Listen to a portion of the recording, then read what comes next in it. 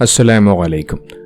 നമുക്കറിയാം, കഴിഞ്ഞ കുറേ ദിവസങ്ങളിലായി നമ്മളെല്ലാവരും കേട്ടുകൊണ്ടിരിക്കുന്ന വാർത്തകളാണ് സുഡാനിൽ നിന്നുള്ള വാർത്തകൾ. അത്രമേൽ വേദനിപ്പിക്കുന്ന, വളരെയധികം പ്രയാസപ്പെടുത്തുന്ന വാർത്തകളാണ് ദിനംപ്രതി സുഡാനിൽ നിന്നും കേൾക്കാൻ കഴിയുന്നത്. ആയിരക്കണക്കിന് ആളുകൾ ദിനംപ്രതി കൊല്ലപ്പെടുന്നു. അവരെ കൊലപ്പെടുത്തുന്ന സാറ്റലൈറ്റ് ചിത്രങ്ങൾ പോലും പുറത്തു വന്നു. അത്രമേൽ വേദനിപ്പിക്കുന്ന കാഴ്ചകൾ. ഐക്യരാഷ്ട്രസഭ പോലും ഇത് ഏറ്റവും വലിയ കൊടും ക്രൂരതയെന്നാണ് ഈ ഒരു വിഷയത്തെക്കുറിച്ച് പറഞ്ഞു വച്ചത്. നോക്കൂ, സുഡാനിലെ ഇത്തരത്തിലുള്ള ഈ ഭീതിജനകമായ അവസ്ഥകളെക്കുറിച്ചും അവിടെയുള്ള ഈ ഒരു വംശഹത്യയെക്കുറിച്ചുമെല്ലാം ഒരുപക്ഷെ നാം എല്ലാവരും കേൾക്കുന്നത് ഈ അടുത്ത കാലത്തായിരിക്കും. പക്ഷെ കാലാകാലങ്ങളായി സുഡാനിൽ ഇത്തരത്തിൽ വലിയ രീതിയിലുള്ള കൊലപാതകങ്ങൾ, വലിയ രീതിയിലുള്ള പ്രതിഷേധങ്ങൾ, വലിയ രീതിയിലുള്ള ആഭ്യന്തര കലാപങ്ങളൊക്കെ കാലാകാലങ്ങളായി നടന്നുകൊണ്ടേയിരിക്കുന്നു. നോക്കൂ, സുഡാനിൽ നടന്നുകൊണ്ടിരിക്കുന്ന ഒരു വിഷയം എന്താണ് എന്നുള്ളത് ഞാൻ അധികം വലിച്ചു നീട്ടാതെ ചുരുക്കി തന്നെ പറയാം. അതിനു മുമ്പ് ഒരു കാര്യം പറഞ്ഞു വെച്ച് പോകാം. രാഷ്ട്രീയമായ അധികാരത്തിനു വേണ്ടി അല്ലെങ്കിൽ രാജ്യങ്ങൾ പിടിച്ചടക്കാൻ വേണ്ടി അത്തരത്തിലുള്ള കാര്യങ്ങൾക്ക് വേണ്ടിയാണ് പലപ്പോഴും രാജ്യങ്ങൾ തമ്മിൽ യുദ്ധമുണ്ടാകാറുള്ളത്. ഈ യുദ്ധവും അതുപോലെ തന്നെയാണ്. രാഷ്ട്രീയ ലാഭത്തിനായി അധികാരം പിടിച്ചെടുക്കാൻ വേണ്ടിയുള്ള രണ്ടു സായുധ സംഘങ്ങൾ, രണ്ടു സൈനിക സംഘങ്ങൾ തമ്മിലുള്ള ഒരു യുദ്ധത്തിൻ്റെ ഭാഗമായിട്ടാണ് സുഡാനിൽ ഇപ്പോൾ വലിയ രീതിയിലുള്ള പ്രശ്നങ്ങൾ ഉണ്ടായിക്കൊണ്ടിരിക്കുന്നത്. പക്ഷേ ആ ഒരു പ്രശ്നം ഒരു മതപരമായ പ്രശ്നമാക്കി, അത് ഇസ്ലാം മതത്തിൻ്റെ കുഴപ്പമാണ്, ഇസ്ലാം ഭീകരമായ മതമാണ് എന്നുള്ള തരത്തിലേക്ക് ചില വിവരദോഷികളായ വർഗീയവാദികൾ ഇതിനെ വഴിതിരിച്ചു വിടുന്നു എന്നുള്ളതാണ്. യഥാർത്ഥത്തിൽ സുഡാനിൽ ഇപ്പോൾ നടന്നുകൊണ്ടിരിക്കുന്ന പ്രശ്നം അതൊരു മതപരമായ പ്രശ്നമല്ല.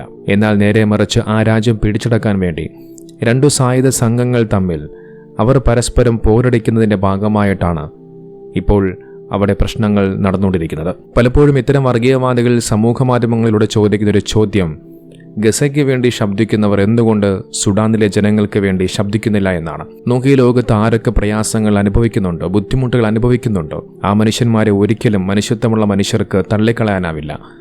അവർ അനുഭവിക്കുന്ന പ്രയാസങ്ങളെ കണ്ടിട്ടും കാണാത്ത മട്ടിൽ പോകാൻ സാധിക്കില്ല. നോക്കൂ, അല്ലാഹുവിന്റെ റസൂൽ കരീം സല്ലല്ലാഹു അലൈഹി വസല്ലം തങ്ങൾ പറഞ്ഞു വെച്ചത്, ഈ ലോകത്തെ ഏതെങ്കിലും ഒരു മനുഷ്യനെ ആരെങ്കിലും രക്ഷപ്പെടുത്തിയാൽ മുഴുവൻ മനുഷ്യരെയും രക്ഷിച്ചതിന് തുല്യമാണ് എന്നാണ്. അതുപോലെ തന്നെ ഏതെങ്കിലും ഒരു മനുഷ്യനെ കൊലപ്പെടുത്തിയാൽ ഈ ലോകത്തുള്ള സകല മനുഷ്യരെയും കൊലപ്പെടുത്തിയതിന് തുല്യമാണ് എന്നാണ്.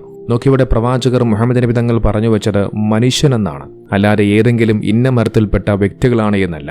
അല്ലെങ്കിൽ ഏതെങ്കിലും ഒരു മുസ്ലിമായ മനുഷ്യനെ രക്ഷപ്പെടുത്തിയാൽ മുഴുവൻ മുസ്ലിമീങ്ങളെയും രക്ഷപ്പെടുത്തിയതിന് തുല്യമാണ് എന്നല്ല, മനുഷ്യരെന്നാണ്. ആ പ്രയോഗം പ്രത്യേകമായി മനസ്സിലാക്കേണ്ടതുണ്ട്. അതുകൊണ്ട് തന്നെ ഇസ്ലാം ലോകത്തിന് മുന്നിൽ കാഴ്ചവെക്കുന്നത് സമാധാനമാണ്. അത്തരത്തിൽ സമാധാനം പഠിപ്പിക്കുന്ന ആ ഒരു പരിശുദ്ധമാക്കപ്പെട്ട ദീനുൽ ഇസ്ലാമിനെയാണ് ഇത്തരം വർഗീയവാദികൾ നിരന്തരമായി കൊണ്ട് ഇത്തരത്തിൽ തെറ്റായ രീതിയിൽ ദുർവ്യാഖ്യാനം നടത്തി തെറ്റായ പ്രചരണങ്ങൾ നടത്തിക്കൊണ്ടേയിരിക്കുന്നത്. നോക്കൂ, ആരെങ്കിലും ഇവിടെ സുഡാനെ തള്ളിപ്പറയുന്നുണ്ടോ? സുഡാനിലെ പ്രയാസങ്ങളും ബുദ്ധിമുട്ടുകളും അത് കാണാതെ പോകുന്നുണ്ടോ? എല്ലാവരും കാണുന്നുണ്ട്. മനുഷ്യത്വമുള്ള എല്ലാ മുസ്ലിം സഹോദരങ്ങളും ഒന്നടങ്കം കാണുന്നുണ്ട്. എന്നിട്ട് പലപ്പോഴും സമൂഹ മാധ്യമങ്ങളിൽ കൂടി ഗസയിൽ നടക്കുന്ന പ്രശ്നങ്ങളെക്കുറിച്ച് കണ്ണീരൊഴുക്കുന്നവർ എന്തുകൊണ്ട് സുഡാനിലെ ഈ പ്രശ്നങ്ങൾക്ക് വേണ്ടി കണ്ണീരൊഴുക്കുന്നില്ല എന്നുള്ള ചോദ്യങ്ങൾ ചോദിച്ചുകൊണ്ടാണ് സുഡാനിലെ ഈ പ്രശ്നങ്ങളെക്കുറിച്ചുള്ള പോസ്റ്റുകൾ സമൂഹ മാധ്യമങ്ങളിൽ കൂടി വർഗീയവാദികൾ കുറിച്ചുവെക്കുന്നത്. നോക്കൂ, അവിടെയും ഒരു മരത്തെ കുത്തിക്കയറ്റുകയാണ്. നോക്കൂ, അത്തരം വർഗീയവാദികളോട് ഞാനൊരു കാര്യം ചോദിക്കട്ടെ. ഫലസ്തീനിൽ നടക്കുന്ന ഈ ഒരു പ്രശ്നങ്ങളെക്കുറിച്ച് ആരും ഒന്നും പ്രതികരിക്കുന്നില്ല, ആരും ഒരു പ്രതിഷേധം അറിയിക്കുന്നില്ല എന്ന് നിങ്ങൾ വിചാരിക്കുക. അങ്ങനെയാണ് എന്നുണ്ടെങ്കിൽ സുഡാനിൽ നടന്നുകൊണ്ടിരിക്കുന്ന ഈ ഒരു പ്രശ്നങ്ങൾക്ക് അറുതി ഉണ്ടാകുമോ? ഒരിക്കലുമില്ല. ആ പ്രശ്നങ്ങൾ നടന്നുകൊണ്ടേയിരിക്കും. അത് ഈ അടുത്ത കാലത്തുണ്ടായ പ്രശ്നമല്ല. കാലാകാലങ്ങളായി സുഡാനിൽ വലിയ രീതിയിലുള്ള ആഭ്യന്തര കലാപങ്ങളും പ്രശ്നങ്ങളും ഒക്കെ ഉണ്ടായിക്കൊണ്ടേയിരിക്കുന്നുണ്ട്. നിരവധി ആളുകൾ മരണപ്പെട്ടുകൊണ്ടേയിരിക്കുന്നുണ്ട്. മരണപ്പെടുന്നവരാകട്ടെ നിരപരാധികളായ മനുഷ്യരാണ്. അതിൽ പിഞ്ചു കുഞ്ഞുങ്ങളുണ്ട്. നമുക്കറിയാം, ലോകത്ത് നടന്ന ഏത് യുദ്ധങ്ങളുടെ ചരിത്രം പരിശോധിച്ചാലും അതിൽ കൊല്ലപ്പെട്ട് വീഴുന്നത് നിരപരാധികളായ മനുഷ്യരാണ്. ഒന്നും അറിയാത്ത പാവപ്പെട്ട പിഞ്ചോമന മക്കളാണ്. സുഡാനിൽ ഇപ്പോൾ നടന്നുകൊണ്ടിരിക്കുന്ന വിഷയം അത് എന്താണ് എന്നുള്ളത് വലുതായിട്ടങ്ങ് വലിച്ചു നീട്ടാതെ ചുരുക്കത്തിൽ പറഞ്ഞു പോകാം. 2023 ഏപ്രിൽ മാസം തൊട്ടാണ് ഇപ്പോൾ നാം കാണുന്ന നിലവിലുള്ള ഈ ഒരു ആഭ്യന്തര യുദ്ധം സുഡാനിൽ നടന്നുകൊണ്ടിരിക്കുന്നത്.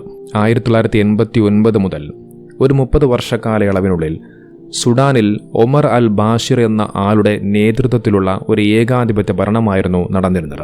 നമുക്കറിയാം, ഏകാധിപത്യ ഭരണം എന്ന് കേൾക്കുമ്പോൾ തന്നെ നമുക്ക് എല്ലാവർക്കും അറിയാം, അയാളുടെ ഇഷ്ടപ്രകാരം തോന്നിയാസം പോലെ അയാൾ ഭരിക്കുക.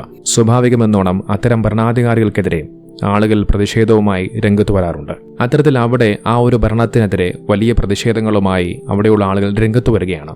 പ്രത്യേകിച്ച് ക്രിസ്ത്യൻ നോൺ അറബ് വിഭാഗത്തിൽ നിന്നുള്ളവരാണ് ഈ പ്രതിഷേധങ്ങളുമായി രംഗത്തെത്തിയത്. എന്നാൽ ആ പ്രതിഷേധങ്ങളെ അടിച്ചമർത്തുന്നതിന് വേണ്ടിയിട്ട് ഈ ഒമർ അൽ ബാഷിർ തൻ്റെ ഒഫീഷ്യലായിട്ടുള്ള ആർമിയെ ഉപയോഗിക്കുന്നതിന് പകരം സുഡാനിലെ പടിഞ്ഞാറൻ പ്രദേശങ്ങളിലൊക്കെ താമസിച്ചിരുന്ന അറബ് ട്രൈബൽ മിലീഷ്യകളെ ഉപയോഗിക്കുകയാണ് ചെയ്തത്. ഇവരെയാണ് ജൻജാവീദ് മിലീഷ്യകളെന്ന് പറയുന്നത്. അവരാണ് പിന്നീട് RSF ആയി മാറുന്നത്. മുഹമ്മദ് ഹംദാൻ ദഗാലോ എന്ന് പറയുന്ന വ്യക്തിയാണ് ഈ RSFന്റെ നേതാവ്. ആ RSF ആണ് ഇപ്പോൾ ഈ ഒരു കൂട്ടക്കൊലയ്ക്ക് നേതൃത്വം കൊടുത്തുകൊണ്ടിരിക്കുന്നത്. ഇവർ ട്രെയിൻഡ് ആയിട്ടുള്ള പരിശീലനങ്ങൾ ലഭിച്ചിട്ടുള്ള ഒരു ആർമിയല്ല. എന്നാൽ പിന്നീട് 2019 ആകുമ്പോഴേക്കും ഇതിന് വലിയൊരു മാറ്റം സംഭവിക്കുകയാണ്. സുഡാനിൽ ഒമർ അൽ ബാഷിറിന്റെ ഭരണത്തിനെതിരെ അവിടെയുള്ള ജനങ്ങൾ വലിയ രീതിയിലുള്ള പ്രതിഷേധങ്ങളുമായി പ്രക്ഷോഭങ്ങളുമായി രംഗത്ത് വരുന്നു. മാത്രമല്ല അവിടുത്തെ സ്വന്തം ആർമിയായിട്ടുള്ള SAF ഈ ഭരണം അട്ടിമറിക്കുകയും ചെയ്യുന്നു. ഈ അട്ടിമറിക്ക് ബഷീറിന്റെ വിശ്വസ്തരായിരുന്ന, അതായത് തനിക്കെതിരെ പ്രതിഷേധിക്കുന്ന ജനങ്ങളെ അടിച്ചമർത്താൻ വേണ്ടി ജാൻ ജവീർ, അതായത് RSF എന്ന് പറയുന്ന താൻ നിയോഗിച്ച സായുധ സംഘവും കൂട്ടുനിൽക്കുകയാണ്. അങ്ങനെ RSFും SAFും ഒന്നിച്ച് ഭരണം പിടിച്ചെടുത്ത് സുഡാനിൽ ഒരു സിവിലിയൻ മിലിറ്ററി ഗവൺമെന്റ് അധികാരത്തിൽ വരികയാണ്. പിന്നീട് ഗവൺമെന്റിലെ സിവിലിയൻസിനെ പുറത്താക്കി ആ സൈന്യം മുഴുവൻ അധികാരവും പിടിച്ചെടുക്കുകയാണ്. ഒന്നാമത്തേത് RSFന്റെ തലവനായ ഹമേറ്റി എന്നറിയപ്പെടുന്ന മുഹമ്മദ് ഹംദാൻ ദഖോലോ. രണ്ടാമത്തേത് അവിടുത്തെ SAFന്റെ തലവനായിട്ടുള്ള ജനറൽ അബ്ദുൽ ഫത്താഹ് അൽ ബുർഹാനാണ്. എന്നാൽ പിന്നീട് അവിടെ അഴിമതിയുടെയും റിസോഴ്സ് താൽപ്പര്യങ്ങളുടെയും പേരിൽ കാര്യങ്ങൾ മാറിമറിയുകയാണ്. സുഡാനിലെ പ്രധാനപ്പെട്ട റിസോഴ്സ് എന്ന് പറയുന്നത് സ്വർണമാണ്. സൗത്ത് സുഡാൻ വേർപെട്ടതോടെ എണ്ണ നിക്ഷേപങ്ങൾ അവർക്ക് നഷ്ടപ്പെട്ടു. സ്വർണ്ണഖനികൾ നിയന്ത്രിച്ചിരുന്നത് RSF ആയിരുന്നു. RSF സ്വർണ്ണഖനികൾ നിയന്ത്രിച്ചുകൊണ്ട് UAE മാർക്കറ്റിൽ കച്ചവടം നടത്തി അതിലൂടെ പണം സമ്പാദിക്കുന്നുവെന്ന ആരോപണവുമായി SAF മുന്നോട്ട് വന്നതോടുകൂടി ഈ രണ്ടു വിഭാഗവും തമ്മിൽ അധികാരത്തിനും പണത്തിനും വേണ്ടി പരസ്പരം പോരാടാൻ തുടങ്ങി. അങ്ങനെയാണ് 2023 ഏപ്രിൽ SAFും RSFും തമ്മിൽ യുദ്ധം പൊട്ടിപ്പുറപ്പെട്ടത്. രാജ്യത്തിന്റെ കിഴക്കൻ ഭാഗം SAFയുടെ കീഴിലും പടിഞ്ഞാറൻ ഭാഗം RSFന്റെയും കീഴിലായി മാറി. പിന്നീട് RSF ദാർഫൂർ എന്ന് പറയുന്ന പ്രദേശം പിടിച്ചടക്കുകയാണ്. അൽഫാഷിർ എന്ന് പറയുന്ന നഗരം RSF പിടിച്ചടക്കിയതോടെയാണ് വലിയ രീതിയിലുള്ള വംശഹത്യപരമായ റിപ്പോർട്ടുകൾ പുറത്തുവരുന്നത്. അതായത് നാം ഇപ്പോൾ കണ്ടുകൊണ്ടിരിക്കുന്ന വാർത്തകൾ അതാണ്. ആശുപത്രികൾക്കും സാധാരണ ജനങ്ങൾക്കും നേരെ ആക്രമണമുണ്ടാകുന്നു. വലിയ രീതിയിലുള്ള കൂട്ടക്കൊലയും കൊള്ളയും ലൈംഗിക അതിക്രമണവും ഉണ്ടാകുന്നു. 24 മില്യൺ ജനങ്ങൾ പട്ടിണിയിലാണ്. 12 മില്യണോളം ആളുകൾ അഭയാർത്ഥികളായി മാറി. 10,000-കണക്കിന് ആളുകൾ കൊല്ലപ്പെട്ടു എന്നാണ് വാർത്തകൾ പുറത്തുവരുന്നത്. മീഡിയയ്ക്കും അന്താരാഷ്ട്ര സംഘടനകൾക്കും വരെ അവിടെ പ്രവേശനം വിലക്കിയിരിക്കുകയാണ്. ആകെയുള്ളത് അവിടെയുള്ള അഭയാർത്ഥികളുടെ ഓരോ മൊഴികളും സാറ്റലൈറ്റ് ചിത്രങ്ങൾ മാത്രമാണ്. ഇതാണ് ചുരുക്കത്തിൽ അവിടെ സംഭവിച്ചുകൊണ്ടിരിക്കുന്നത്. അതായത് രണ്ടു സായുധ സംഘങ്ങൾ അവർ അധികാരത്തിന് വേണ്ടി പരസ്പരം പോരടിക്കുന്ന ഒരു വിഷയം. അവിടെയാണ് ഈ മരത്തിനെയൊക്കെ ഇത്തരം വർഗീയവാദികൾ കുത്തിക്കയറ്റി അതിനെ മറ്റൊരു തരത്തിലേക്കൊക്കെ കൊണ്ടുപോയി ചർച്ച ചെയ്യുന്നത്.